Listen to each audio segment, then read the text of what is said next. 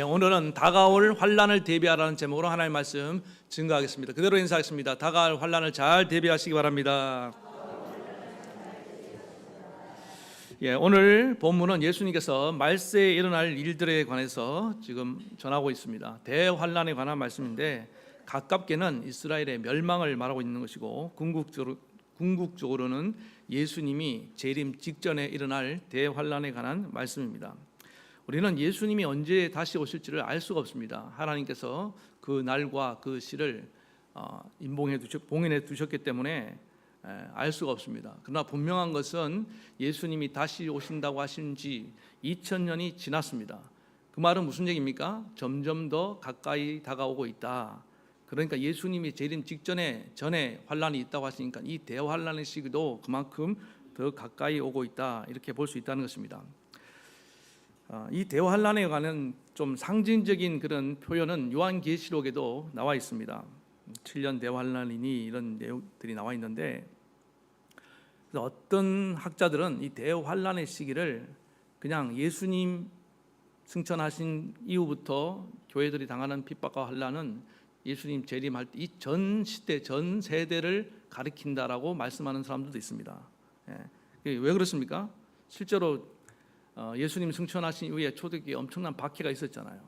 그리고 성도들이 크고 작은 환란들을 많이 삶 속에서 겪기 때문에 이게 다 환란 아니겠느냐, 예수 믿는다는 이유로 핍박을 받고 버림받고 또 죽임을 당하는 이런 일들이 온 세계 안에 일어나고 있는데, 그것도 역시 환란이라고 볼 수 있지 않겠느냐, 일리가 있다고 생각합니다. 그런데 또 그 반대하는 주장, 아니다, 특별한 오늘 대환란의 시기가 있다, 그렇게 주장하는 사람들의 근거가 뭐냐? 19절입니다.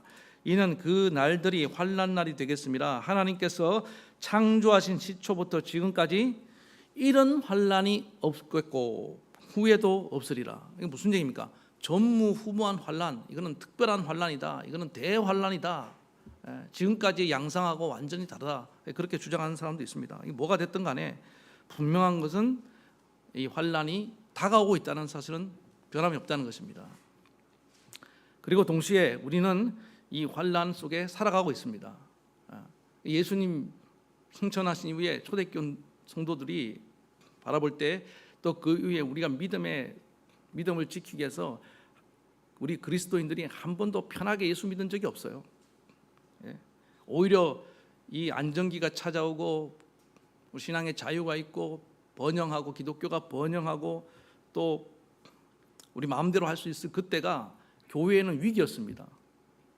교회는 변질되고 부패하고 교회 신앙은 점점 더 식어지고, 그러나 오히려 환난과 핍박의 시기에 우리의 신앙은 더 순수해지고 우리의 신앙이 더 견고해지고 뜨거워진 걸 여러분 믿으시기 바랍니다. 지금도 믿음으로 믿음의 이 싸움을 하는 성도들이 얼마나 많습니까? 안팎으로 지금 우리의 믿음을 공격해오는 세력들이 얼마나 많냐고요. 지금 우리 개인적으로 볼 때 우리 성도님들도 보면은 여러 가지 경제적인 문제로 싸우고 있지요. 또 그 다음에 건강의 질병의 문제로 싸우고 있죠. 또 가정 안에서 믿음을 지키기 위해서 싸우고 있고, 직장에서도 여러분 믿음 지킨다는 것이 쉽지가 않잖아요. 얼마나 힘든 싸움을 하고 있습니까? 그래서 이 하루하루 정말 이 싸움을 하면서 어떨 때는 막 숨이 막힐 것 같고 막 짓누르는 이 삶의 또 무게가 얼마나 무겁습니까? 그래서 정신적으로 정서적으로도 막 어떤 큰 갈등이 일어납니다. 너무너무 힘들어요. 어떤 분들은 너무 무기력하다 못해서 우울해서 죽을 것만 같다는 거예요. 그런 고통을 호소하고, 어떤 분들은 또 목사님, 저는 언제 폭발해도 이상하지 않을 만큼 저는 지금 내 몸에 시한폭탄을 안고 살아가고 있습니다. 그렇게 말하는 분들도 있단 말이에요. 그래서 이 현대인들에게는 제가 볼 때 대환란이 문제가 아닌 것 같아요. 지금 하루하루 겪는 이런 환란, 이런 삶의 문제, 이게 더 크게 와닿을 수도 있다고 생각합니다. 그래서 이게 오늘 예수님 말씀하신 대환란이 정말 어떤 이 지상에 일어나는 전무후무한 대환란이든지, 아니면 오늘 내가 하루하루 힘겹게 감당해야 될 그런 삶의 짐이든지 환란이든지 무엇이든지 간에 오늘 이 말씀을 통해서 우리에게는 이런 환란을 대비할 수 있는 길을 예수님께서 보여주셨다. 그래서 그 길이 뭔지를 오늘 한번 살펴보고 은혜를 나누는 시간 되기를 바랍니다. 첫 번째는 뭐냐면은 우리 인생의 삶의 무게를 짐을 줄이고 도망갈 때는 도망을 치라는 것입니다. 예수님께서 잘 이렇게 도망가라는 말씀은 안 하시는데 오늘은 이 상황이 너무 지금 심각하기 때문에 너희가 감당할 수준이 안 된다. 그러니까 너희는 도망을 가라. 지금 도망가고 싶었던 분들 오늘 굿뉴스가 될지도 모르겠어요. 그런데 예수님께서 말씀하신 상황이 아닌데도 막 도망치려 하는 것은 그거는 예수님 말씀을 자기 어떤 합리화로 그렇게 적용하면 안 됩니다. 미리 주의사항을 말씀드리고, 자 14절을 보겠습니다. 시작.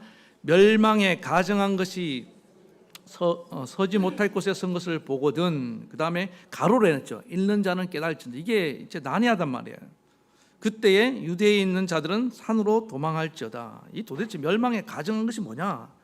이게 이제 역사적으로 볼 때는 제일 가깝게는 예수님께서 이 말씀을 하실 때 지금 이 말씀을 듣는 제가 성경을 읽을 때 우리가 유의해야 될 게 뭐냐면은 항상 성경을 기록했을 때에 1차 독자가 어떻게 받아들였는지를 생각하라고 했지 않습니까? 그게 이 말씀을 지금 직접 듣고 있는 그 유대 그리스도인들, 제자들을 비롯한 그 그리스도인 입장에서 먼저 생각해야 되는 겁니다. 그게 뭐냐? 예수님 당시에 로마가 지배하고 있었고 어떤 이런 큰 핍박 가운데 있었지 않습니까?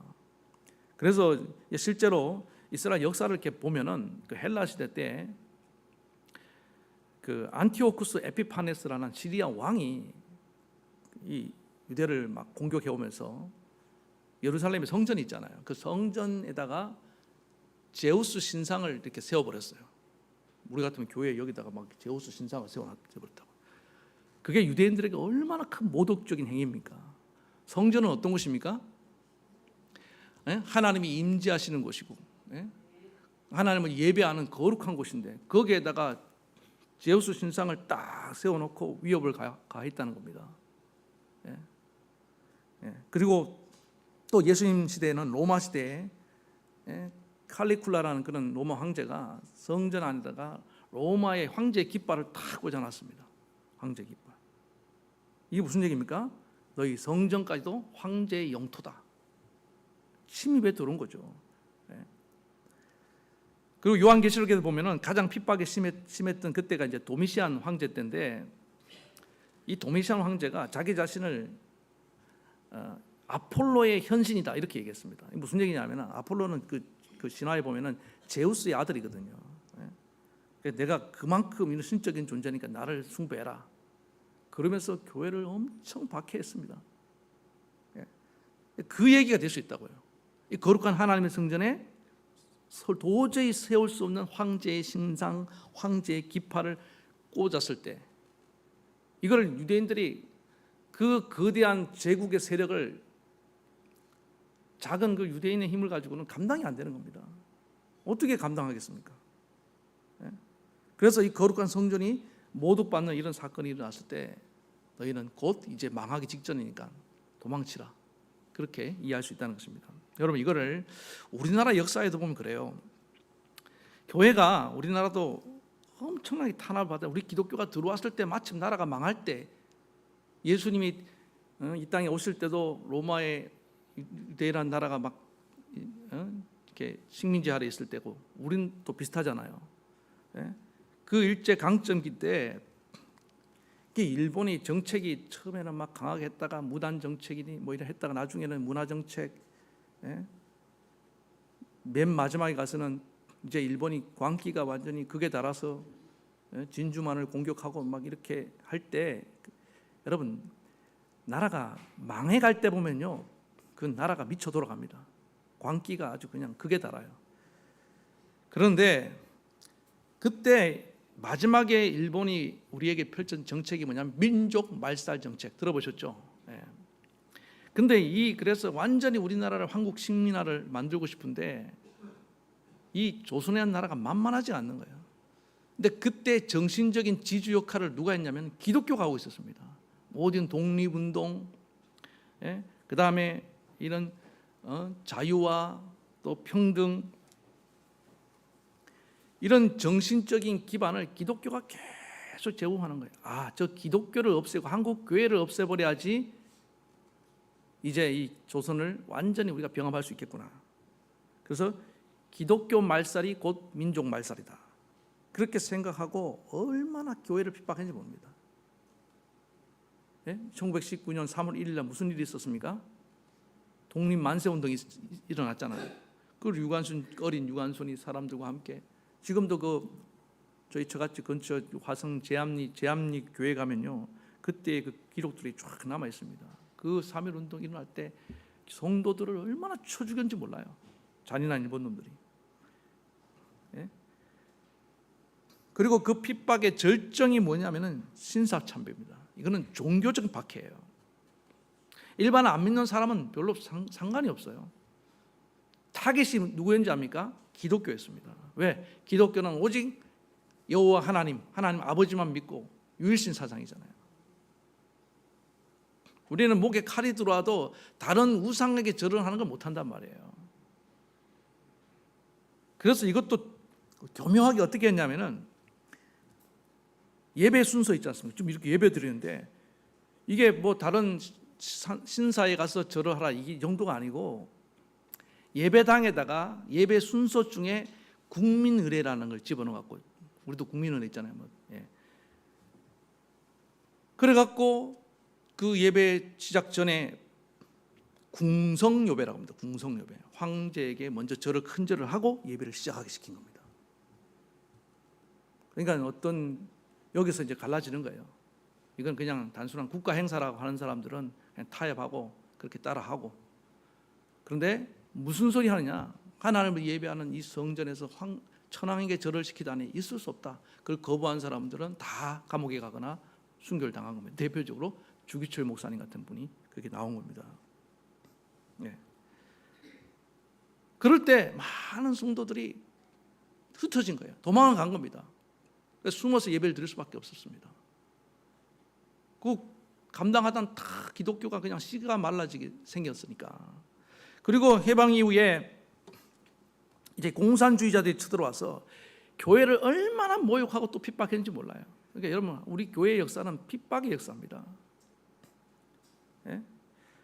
여러분, 만약에 이 공산당들이 교회를 핍박을 안 했으면은 북한에 있는 교회의 성도들이 뭐 하려고 남한으로 피난을 왔겠습니까? 그냥 거기서 예배 잘 드리지. 그렇지 않아요? 한때 평양이 동양의 예루살렘이라 할 정도는 기독교가 엄청나게 부흥을 했습니다. 갑자기 소련을 등에 입은 김일성이 나타나갖고는 북한을 완전히 막 이렇게 집어삼키고 거기 있는 교회를 핍박하기 시작하는데, 공산주의 깃발을 다 세우는 거예요. 지금 저기 기독교 북평양에 가면요, 봉수교회라는 교회가 있습니다. 그게 무늬만 교회지 그게 성도들 다 가짜예요. 그게.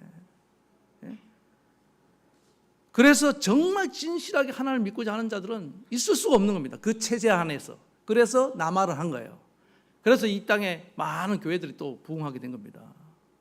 이 기독교 역사예요. 왜? 당할 수가 없는 겁니다.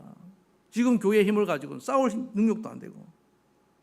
그러니까 일단은 도망을 쳐서 살아남으라는 거예요. 그래서 여러분, 멸망에 가증한 것들, 우리 신앙을 지킬 수 없는 그런 핍박과 환난의 순간이 오면요, 개인적으로 마찬가지입니다. 내가 이 집안에서 도저히 내가 가족 구원을 해야겠지만 이게 감당이 안 되는 그런 분위기 하면요, 떠나는 것도 능사입니다. 아시시의 성자 선 프란시스가 그랬어요. 아버지가 얼마나 참 정말 말도 못하게 아들을 괴롭히고 힘들게 했냐면은, 아들을 고발해갖고 법정에 세웠다니까요. 어떻게 세상의 아버지가 아들을 법정에다 세웁니까? 그 법정에서 아들이 성 아시시스가 옷을 홀라당 다 벗었어요. 이제 아버지께 물려받은 모든 것을 내가 두고 떠납니다. 그때는 그렇게 떠나가는 거예요. 우리 삶에 이런 큰 환난과 핍박이 있을 때 무조건 버티고 견디는 것만 능사가 아닙니다. 때로는 하나님이 다른 사명을 위해서 그를 도망이라는 수단을 통해서 옮겨가게 하는 걸 여러분 믿으시기 바랍니다. 예수님도 보세요. 어린 시절에 그 광기 어린 헤롯 왕이 예수 어린아이 하나 잡겠다고 그 동네의 유아들을 다 잡아서 죽였잖아요. 어떻게 그걸 감당하겠습니까? 그렇게 천사 가브리엘 보내서 요셉과 마리아에게 아기를 데리고 예수님을 데리고 애굽으로 피난해라. 피난 간 거 아닙니까? 만약에 그때 잡아 돌아가셨으면 어떻게 우리를 구원하시고? 예? 안 되잖아요. 예? 초대교회 성도들 마찬가지입니다. 예루살렘에 대박해가 있을 때 그들이 예수님께서 말씀하신 그 명령을 잊고 교회가 너무 잘 되고 부흥하니까 여기가 좋사오니 하고 있다가 그런 대대적인 박해가 있으니까 이제 살아남기 위해서 사방으로 흩어진 겁니다. 그때 흩어져 가면서 그들이 복음을 전하면서 주님이 하신 말씀이 생각난 거 아닙니까? 오직 성령이 너희에게 임하면 너희가 권능을 받고 예루살렘과 온 유대와 사마리아와 땅 끝까지 이르러 내 증인이 되리라. 왜 흩으신 겁니까? 왜 도망가라는 겁니까? 단순한 생존이 아니죠. 생존을 넘어 너에게 주신 나의 사명을 이루라는 거예요. 예? 지금도 그 우리 교회 역사학자들이 얘기해요. 우리 남한 교회 부흥의 1등 공신은 김일성이라고 얘기한 분이 있어요. 김일성이 이렇게 박해를 해서 그분들이 내려와서 우리 남한을 복음화시켜줬다. 그렇게 얘기하는 분이 있습니다.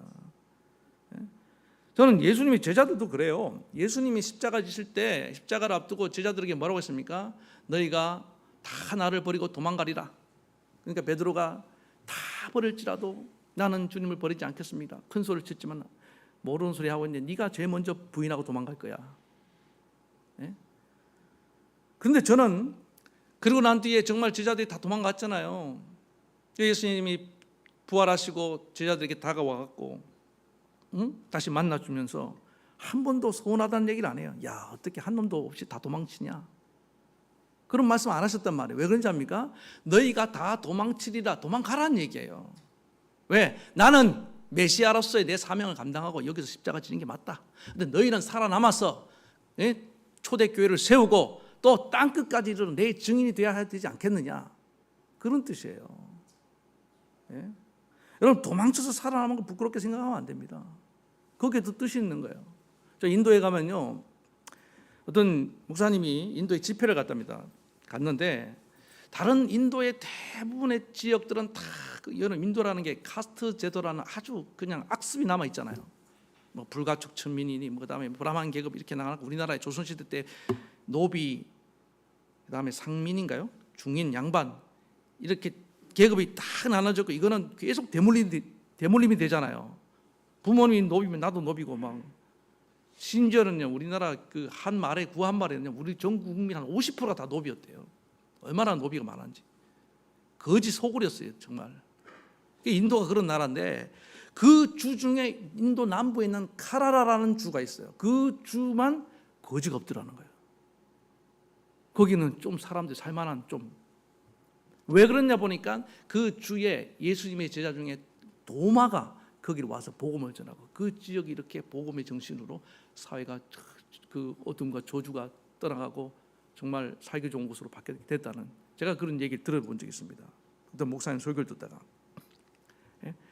그러니까 뭡니까? 도마도 제자들도 다 핍박을 피해서 도망을 가다가 복음을 전했고 그 도마가요 우리 고향 그 상주라는 지역에서 거기까지 왔었어요. 옛날에 그 기록이 남아 있다고요. 이게 무슨 얘기입니까? 그러니까 이럴 때 도망가는 것은 비겁한 게 아니야. 너희가 살아남아서 하나님의 다른 계획을 이루어가는 그런 사람이 될 수 있다는 것입니다. 그런데 다시 한번 주의사항을 말씀드립니다. 아무 때나 이걸 적용하면 안 됩니다. 내가 이 핍박과 환난을 내가 여기서 견디고 감당해야 될 일인지 아니면 주님이 나를 떠나게 하시는지를 잘 분별할 수 있게 바라겠습니다. 그래서 우리가 이렇게 도망가야 할 때는 도망을 가야 하는데 그러면 도망가기 위해서는 어떻게 되냐? 평상시에 여러분 삶의 짐을 최대한 가볍게 해야 됩니다. 도망가야 되는데 떠나야 되는데 너무 걸리는 게 많아서 못 떠나면 안 된다는 거예요. 욥의 아내처럼, 롯의 아내처럼. 롯의 아내 보세요. 두고 온 금은보화, 그 소돔의 그 뭐랄까 풍요로운 삶, 그 쾌락들을 잊지 못해서 가다가 돌아보다가 소금기둥이 돼버린 거 아닙니까? 도망갈 때는 확실하게 뒤돌아보지 않고 도망가시기 바랍니다. 예? 갈 때는 확 떠나버리고 지금 예수님께서 여보세요. 지붕에 있는 자들은 내려가지도 말고 아이고 우리 보석 가지러 가지 안 된다는 거예요. 밭에 있는 자들은 겉옷도 두고 가라. 그만큼 지금 상황이 긴박하고 다급한 상황인데 네 목숨이 중요하지 거기 뭐 돈이 중요하냐. 그러려면 평상시에 여러분 어떻게 됩니까? 그런 것들을 다 정리해 놓고 주님이 부르시고는 여러분 나아가는 믿음의 종들 되기 간절히 바라겠습니다. 예. 그래서 이런 환난의 때가 언제 올지 몰라. 여러분 인생의 환난이요 예고가 있는 게 아니면 그 어느 날 그다음 뭐지 가사가? 아무 예고도 없이 내 삶 속에 덫이 임한 그렇다니까요. 주님께서 환난을 예고했지만 막상 환난이 다가올 때는요 소리 소문 없이 또 와요. 갑자기 어느 날 들이닥치는데 욥이 보세요. 환난을 당하는데 무슨 예고가 있었습니까? 갑자기 들이닥쳐서 아들 죽고 나가고 농장이 불타고 말이야 강도들이 떼강도들이 들이닥치는데 어떻게 하겠어요? 그러므로 좋아 여러분 언제나 다 정리하고 오늘이라도 주님 부르시면 나는 오늘이라도 주님 나가라면 간다. 이스라엘 백성들이 출애굽할 때 보세요. 예? 애굽을 나가기 전날 어떻게 하라고 했습니까? 너희는 진보다리를 다 챙겨서 다음 날이면 이제 신속히 나갈 수 있도록 다 챙겨놔라. 그리고 정말 그 다음 날 애굽에 처음 난 것들이 다 죽고 바로 왕이 이제 막 자기 아들이 죽으니까 다 나가라. 그때 얼른 준비해서 다 나가야죠. 이제 준비한다고 이것저것 챙기고 남아 있다가는 바로 왕한테 잡아 죽는 거예요. 그렇지 않습니까? 그러니까 여러분들 가끔 그런 분들이 있어요. 어디 뭐 여행 어디 간다 그러면은 그 전날 미리 준비해야 되는데 아침에 막 부랴부랴 비행기표, 기차표 다 좀 시간이 있는데 그때 한다고 그럼 늦는 거예요. 항상 미리 준비하는 주 여러분 되길 바라겠습니다.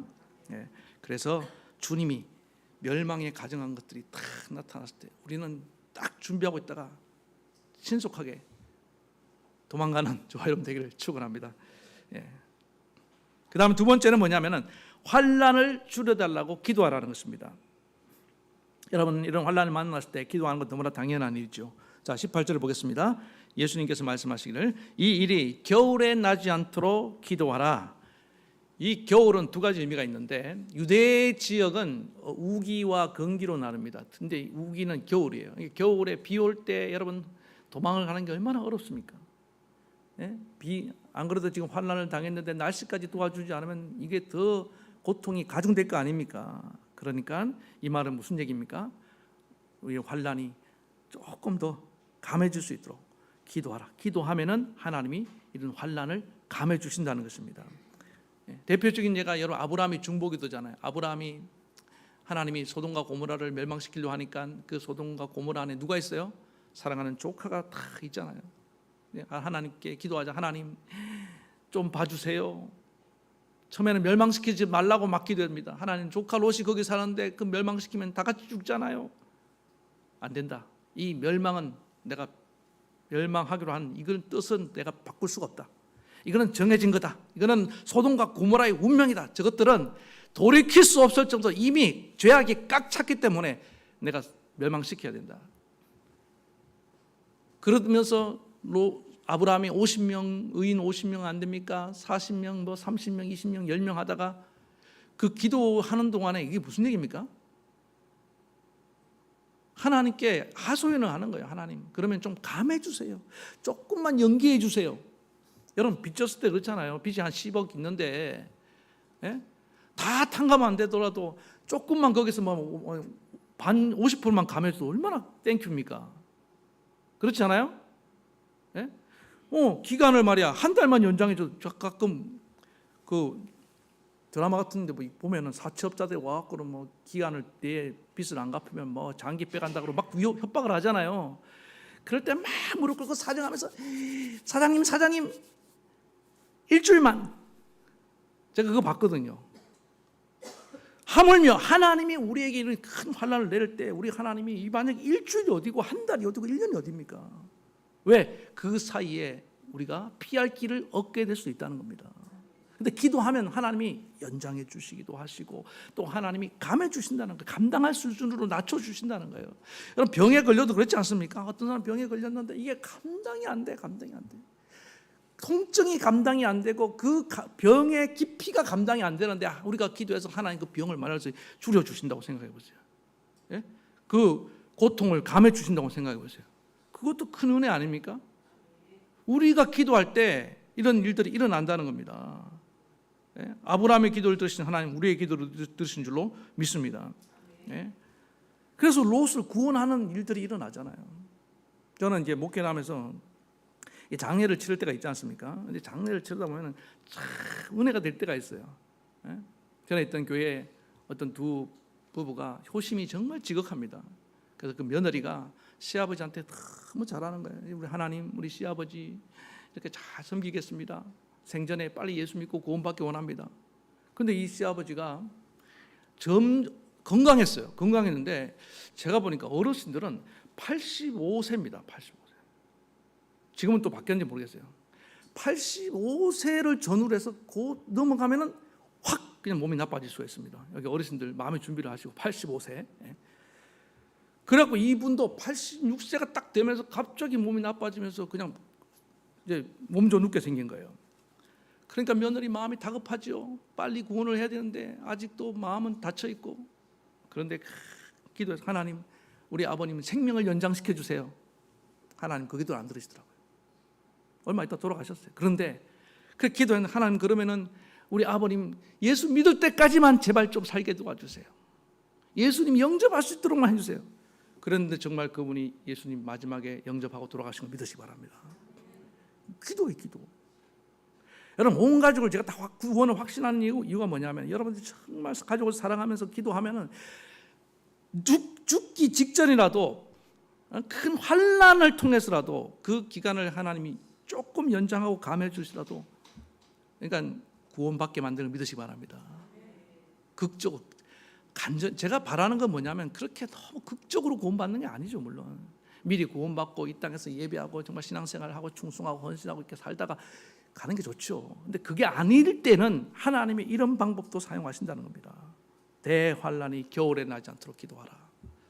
또 하나의 의미는 뭐냐 하면은 겨울이 상징하는 게 무슨 뜻입니까? 겨울은 춥습니다. 그러니까 이게 뭐냐? 우리의 믿음이 겨울 같은 때에 환란이 일어나지 않도록. 여러분 믿음이 겨울처럼 다 식어버리고 아주 냉랭한데 환란을 닥치면요 감당 못합니다. 믿음이 막 뜨거울 때, 믿음이 막 살아있을 때 환란을 당할 때 환란 와라. 그럼 해보자. 예수님도 환란 당했는데 내가 못 당하겠지 이러고 나간단 말이에요. 그런데 믿음이 싸늘하게 식어버릴 때는 환란이 오면 그 죽어버려요. 그냥 막 원망하고 또 아니면 막 이상하게 더 막 악감정을 가지고 하나님 뭐 대적하고 강팍해지고 그렇게 된단 말이에요. 그러니까 이건 무슨 얘기냐? 환난을 대비해서 우리의 믿음이 살아있고 우리의 믿음이 뜨거워질 수 있도록 기도해 놓기 바랍니다. 여러분들 지금은 그렇게 하는지 모르겠는데 부모님들이 자녀들이 오잖아요. 옛날에는 그 식은 밥을 어떻게 합니까? 아랫목에다 탁 놓으면 이렇게 뜨끈뜨끈해져요. 그러고 오면 자식을 주잖아요. 그러니까 여러분들 밥만 데펴 놓지 말고 우리 아들의 믿음이 찌그러지지 않도록 여러분 기도하시기 바랍니다. 자녀들의 이게 중요하다는 거예요. 제가 지난번에 안희숙 사모님 뭐 죽으면 죽으리란가 뭐 책 있잖아요. 거기 보면은 이번에 간증 얘기했잖아요. 아들이 군대를 갔는데 악질 고참을 만나갖고 천식이 있는데 막 연병장 돌리고 연병장을 돌려도 꼭 밥 먹기 전에 돌리면 됩니까 그게? 그래서 기침이 나서 밥도 제대로 못 먹고 아들이 그냥 피골이 상접해서 휴가를 나왔는데 엄마가 너무너무 속이 아프고 속이 상한 거예요. 그래서 아들아 이게 웬일이냐? 기도할게. 내가 너를 위해서 기도했지만 또 기도하겠다. 근데 그 엄마가 정말 기도를 했잖아요. 저는 그 어머니 기도 중에 제일 1번 기도가 뭐였을까? 환난을 면해달라? 그 기도도 했겠죠. 그런데 우리 아들이 이 군생활, 이 혹독하고 모진 군생활을 견뎌낼 수 있는 뜨거운 믿음 달라고 기도하지 않았을까? 예, 아들이 그걸 다 받아낸 겁니다. 그랬는데 어떻게 됐다고요? 어느 날 편지가 왔다 그랬죠. 할렐루야, 엄마 천식이 다 나았어요. 고참이 더 이상 괴롭히지 않아요. 이런 일들이 일어난단 말이에요. 그러니까요, 우리가 이게 기도는 살아 있습니다. 여러분, 기도는 절대로 땅에 떨어지지 않습니다. 우리의 환난도 감해 주신다니까요. 그래서 여러분 평상시에 기도를 많이 쌓아두시는 저와 여러분 되길 바라겠습니다. 마지막 네 번째는 뭐냐면은 이런 환난이 다가오면 두렵습니다. 두렵다는 건 무슨 얘기냐면은 내가 하나님의 사랑, 내가 하나님의 택함 받은 자녀라는 확신이 흔들리고 있을 때 불신, 여러분 사람이 믿지 못하면 불안한 게요. 불신이 불안을 낳습니다. 다 보세요. 부부관계도 지금 막 불안한 분들 있죠. 왜 불안해요? 이 인간을 내가 못 믿겠어. 그거 아닙니까? 믿음을 가져야 돼. 믿음. 오늘 주님께서 뭐라고 말씀하시냐 20절 보겠습니다. 만일 주께서 그 날들을 감하지 아니하셨더라면 모든 육체가 구원 얻지 못할 것이거늘 자기의 택하신 백성들을 위하여 그 날들을 감하셨느니라. 하나님이 이 대환난을 그래도 감해 주신 이유가 뭐라고요? 감해 주실 건데 택하신 백성들을 위해서. 그러니까 여러분 우리 정말 하나님을 잘 믿는 우리 때문에 환난도 감해 주신대요. 얼마나 감사합니까? 그런데 우리는 환난이 다가오면은 나 때문에 감해지는 걸 생각하지 않고 오히려 그 환난을 해서 두려워한다고 한다면은 그건 내 믿음에 문제가 있는 거죠. 여러분 우리가 하나님한테 얼마나 소중한 존재인지 몰라요. 얼마나 우리를 사랑했으면 그 아들 독생자를 바꿔버렸겠습니까? 여러분들 인생을 살아 신앙생활 이 확실한 믿음의 확신, 구원의 확신, 정체성을 갖고 살아가시기 바랍니다. 우리는 하나님 택함 받은 자녀들입니다. 자녀들이라고요. 그리고 이 대환난이라는 건 생각해 보세요. 왜 이런 대환난, 물론 성도들을 연단하기 위한 이유도 있지만은요. 마지막에 대환난은 요한계시록에 의하면은 그건 뭐냐면은 하나님을 끝까지 믿지 않고 반역하고 예수 믿는 사람을 핍박했던 그 원수의 무리들, 대적의 무리들을 싹 정리하는 과정으로서의 환난인 거 핍박입니다. 아니 환난이 재앙입니다. 심판입니다. 그러니까 마지막 대환난을 통해서 진짜 리얼 크리스찬 믿는 성도와 가짜들, 쭉쟁이들 다 걸러내는 거예요.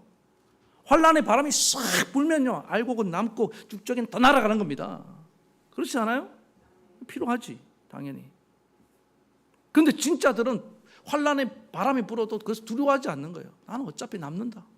나는 어차피 하나님 지켜주신다. 이 믿음 갖고 나아가는 겁니다. 여러분 어떤 환난이 와도 걱정하지 마세요. 왜? 하나님이 나와 함께 하시고 나를 붙드시고. 요한계시록에 보면요 하나님이 그 상징적인 표현을 천사를 막 어떤 천사의 모습이 뭐냐면 발을 땅과 바다에 딱 밟고 서 있는 모습을 보여주셨어요. 이게 무슨 얘기입니까? 이렇게 내가 천사를 보내서 너희를 지켜주신다 이런 뜻이에요. 네? 어느 날 어떤 목사님이 비행기를 탔다고 그랬지 않습니까? 비행기를 탔는데 비행기가 여러분 이상기후 이렇게 만나면 막 기체가 흔들리고 막 추락할 것 같은 두려움이 막 몰려오잖아요. 그래서 사람들이 막 거기서 혼비백산해서 막 너도 나도 막 아비규환이 됐는데 그 중에 딱 남자분 한 사람만 다 고요하게 이렇게 가만히 있더라는 거예요.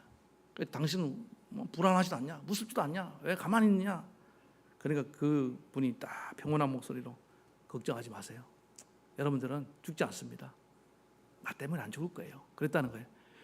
무슨 이런 실성을 했나? 그 자초지종을 들어보니까 내가 예수 믿는 사람인데 그냥 단순히 예수 믿는 사람이 아니고 내가 교회 목사라고. 근데 내 앞에 딸려 있는 나만 바라보고 있는 성도들이 꽤 많다고. 우리 하나님이 윗분이 대책도 없이 이렇게 나를 보낼 리가 없다고. 그러니까 나는 믿는다고.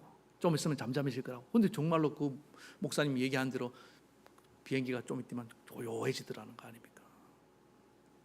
여러분 우리 예수 믿는 사람 그런 정도의 좀 담대함이 있어야 됩니다. 아멘입니까?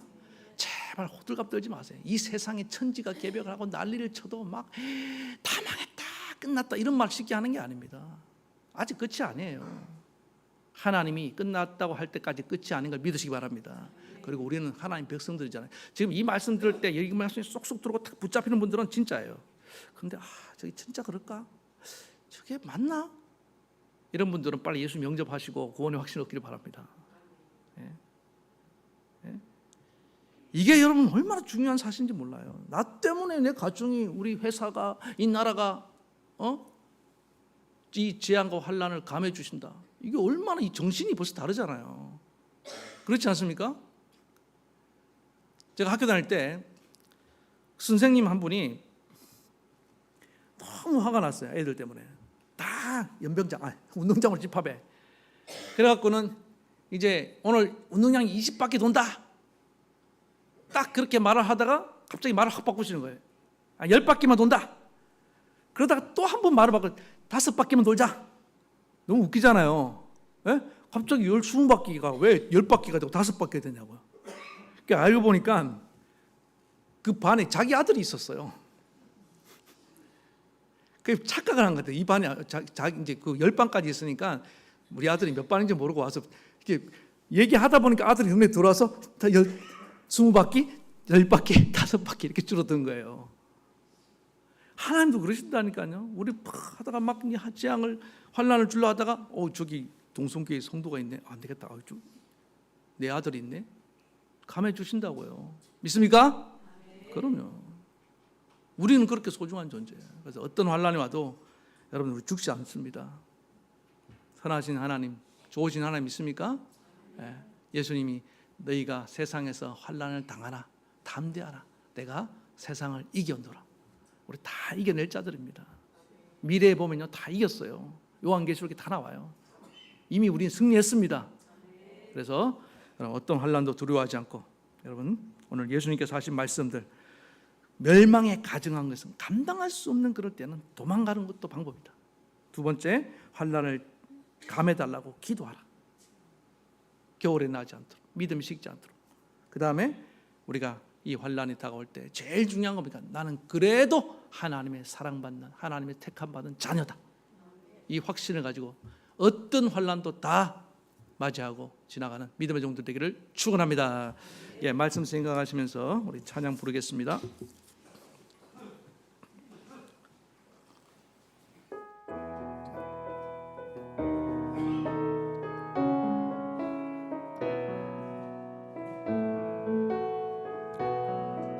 주 선한 능력으로 안으시네. 주 선한 능력으로 안으시네. 그 크신 팔로 날 붙드시네.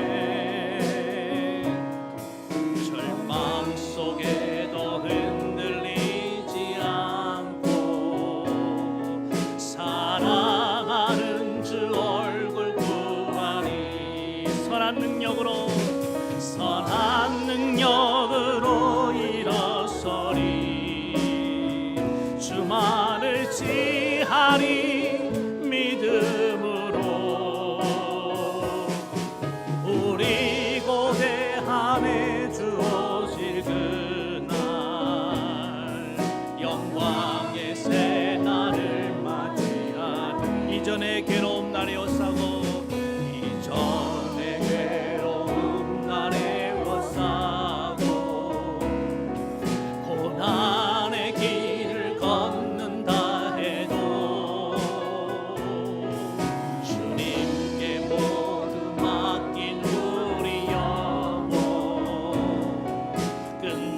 승리의 날을 맞으리. 선한 능력으로 일어서리. 주만을 지하리 믿음으로. 우리 고대하네 주 오실 그날 영광의 새 날을 맞이하. 주님이 마신 고난의 쓴 잔을, 주님이 마신 고난의 쓴 잔을 우리도 감사하며 받으리. 주님의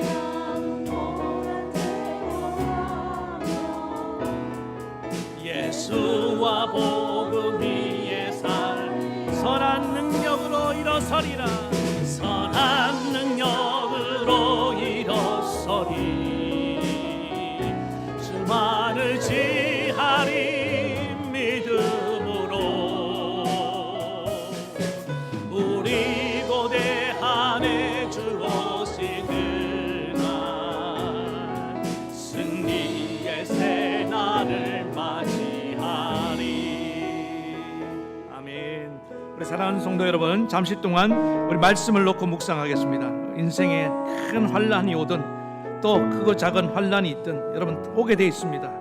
분명합니다. 그러나 대비하는 방법 뭡니까? 정말 감당하지 못할 때는 오늘 주님이 도망가라, 얼마나 감사합니까? 그냥 확 죽으라 하지 않고 도망치라고 하니까 살아서 다음을 도모해라. 다른 하나님이 사명의 길로 이끌어 가신다는 거 아닙니까? 예? 그 다음에 환난을 놓고 기도하라는 거예요. 기도하면요 겨울에 나지 않고 또 우리의 믿음이 식어지지 않도록 붙들어 주시고, 이 환난 당할 때 의심이 듭니다. 하나님이 살아계신데 나한테 어떻게 이렇게 하느냐? 그때 하나님이 내가 하나님의 자녀라는 확신을 주고 너 때문에 그래도 감해 준 거라고 말씀해 주는 겁니다. 그렇구나, 더 큰 환난이 다가올 텐데 나 때문에 이렇게 감해 주신 거구나. 하나님 감사합니다. 오히려 원망을 감사로 바꿔서 나갈 수 있는 것입니다. 이런 마음으로 말씀 생각하시면서 하나님 어떤 환난이 와도 이런 믿음 가지고 우리가 승리하기 원합니다. 우리 주님 부르고 같이 기도하며 나가시겠습니다. 주여, 우리 하나님 아버지 이 시간에 기도합니다. 인생이 환난 그 자체입니다. 또 하나님 우리가 정말 우리 예수님께서 말씀하시는 이런 전무후무한 대환난이 우리에게 다가올 수도 있는 줄 믿습니다. 그러나 이 환난을 때에 하나님은 피할 길을 열어주셔서 멸망에 가증한 것을 선 것을 보고 네 힘으로 감당할 수 없는 그런 환난의 진노를 때에 너는 도망을 가라, 살아남으라고 말씀하십니다. 오 하나님 아버지, 그냥 죽으라고 말씀하지 않고 우리로 하여금 도망칠 피할 길을 열어주심을 감사합니다. 또 하나님 우리가 환난 당할 때 환난을 놓고 기도하면은 하나님은 그 환난을 감해 주시고 겨울에 나지 않도록, 우리의 하나님 더 심해지지 않도록, 우리의 믿음이 약해지지 않도록, 식어지지 않도록 하나님이 지켜주심을 감사합니다. 오 살아 역사하시는 거룩하신 하나님 아버지, 우리 살아가는 성도들의 믿음을 지켜주시옵소서. 환난도 능히 이겨낼 수 있는, 감당해낼 수 있는 그런 뜨거운 믿음을 허락해 주시기 원합니다. 그리고 하나님 환난 당할 때, 다가올 때 우리는 마음에 의심이 들어옵니다. 내가 과연 하나님의 자녀가 맞는가 아닌가? 하나님 그럴 때에 우리 때문에, 택하신 백성들 때문에 하나님 환난 날을 감해줬다는 것을 기억하고, 하나님 우리 때문에 하나님 우리 가정과 우리 직장과 우리 교회와 이 나라가 하나님 그래도 이 정도밖에 환난을 당하지 않는 것을 생각해야 되는 줄로 믿습니다. 오 그러므로 환난 당할 때 원망할 것이 아니라 감사하며 우리 주님과 함께 이 모든 환난을 이기며 나아가는 주의 종들 다 되게 도와주시옵소서. 주님과 함께라면 능히 우리는 통과하게 될 줄로 믿습니다. 예수님의 이름으로 간절히 기도합니다. 아멘. 거룩하신 하나님 아버지, 인생의 큰 환난이 다가올 때, 때로는 우리가 감당할 수 없을 때 주님은 도망해서 피할 길을 열어주심을 감사합니다. 환난 자체를 없앨 수는 없으나 우리가 기도하면 겨울에 나지 않고 또 믿음이 식어지 않도록 지켜주심을 믿습니다. 또 하나님 환난 당할 때 우리 마음에 큰 의심이 우리를 흔들어 놓지만은 오히려 하나님 우리 때문에, 믿음의 자녀들 때문에 환난을 감해 주셨다고 말씀하십니다. 그러므로 하나님 담담하게 환난을 받아들이고 또 환난 가운데 감사하며 주님과 함께 승리하는 거룩한 주의 종들이 다 되게 하옵소서. 예수님의 이름으로 기도합니다.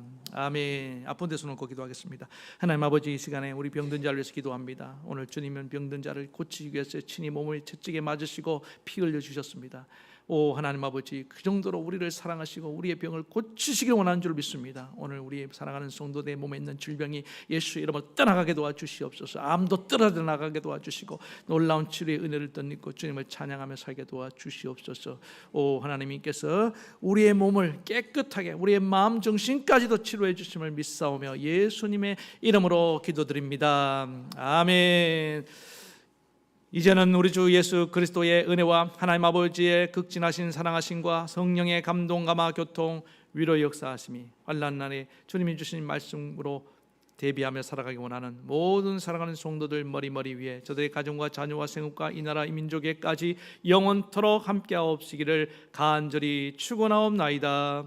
아멘.